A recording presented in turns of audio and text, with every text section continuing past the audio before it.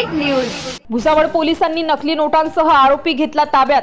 4 September रोजी संध्याकाळी 8:40 दरम्यान सय्यद मुशाईद अली मुमताज अली राहणार उस्मानिया पार्क शिवाजीनगर जळगाव हा त्याचा साथीदार नदीम खान रहीम खान सुभाष चौक शनीपेठ 10 नंबर शाळा जळगाव यांचेसह एकूण 3 लाख रुपये किमतीच्या 500 रुपये दराच्या 6 बनावट भारतीय चलनी नोटा त्यांच्या कब्जात बाळगून त्याने त्याच्या ताब्यातील होंडा कंपनीची ड्रीम युमा मोटरसायकल क्रमांक MH19CD5403 हिच्यावर वाहतूक करून वितरित करण्यासाठी भुसावळ शहरात येणार आहेत।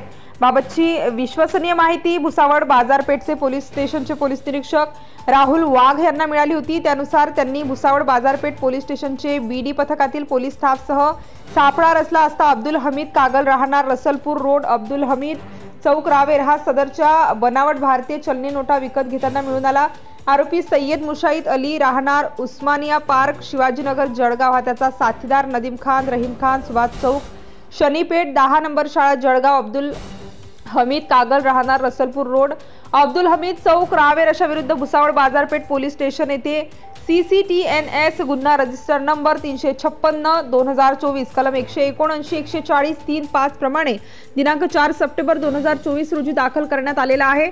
तसेच चौकशी दरम्यान यातील आरोपींवर या आधीही अनेक पोलीस स्टेशनमध्ये गुन्हे दाखल आहेत।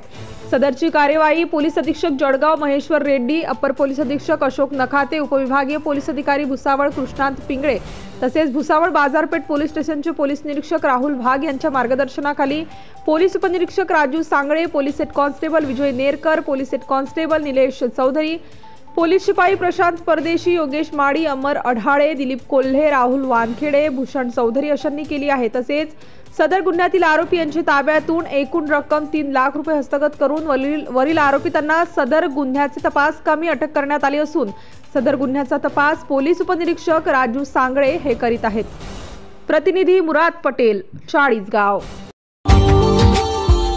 Subscribe now and press the bell icon. Never miss an update.